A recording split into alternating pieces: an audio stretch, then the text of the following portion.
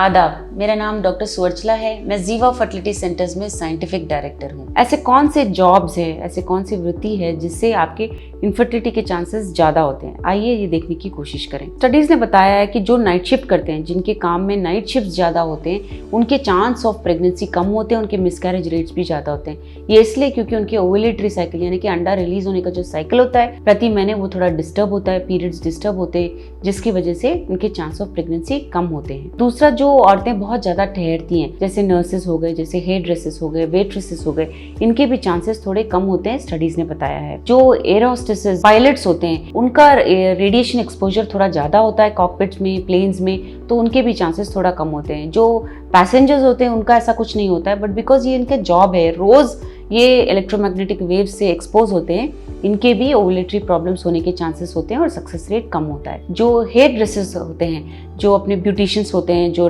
बालों को रंग लगाते हैं, एज अ कस्टमर आप शायद 15 दिन में या 1 महीने में एक बार जाओगे, but as a hairdresser, as a beautician, ये उनका रोज़ का काम होता है। तो ये जो हार्मफुल केमिकल्स होते हैं हेयर डाइज में, ये उनके ओवुलेटरी साइकिल को डिस्टर्ब करते हैं। ये हार्मफुल इफेक्ट्स उनके पीरियड्स में भी दिखने को मिलता है कभी कभी, और उनके प्रेगनेंसी के चांसेस कम होते हैं, मिसकैरेज रेट भी ज़्यादा होते हैं, यानी कि गर्भ का ना रुकना ये भी ज़्यादा देखा गया है उनमें। सर्जन्स यानी कि जो डॉक्टर्स होते हैं और एनेस्थेटिस्ट जो आपको एनेस्थेटाइज करते हैं सर्जरी के दौरान, उनके भी एक्सपोजर हार्मफुल गैसेस को बहुत ज़्यादा होता है, जिससे उनमें भी ये इनफर्टिलिटी का प्रॉब्लम ज़्यादा देखा गया है।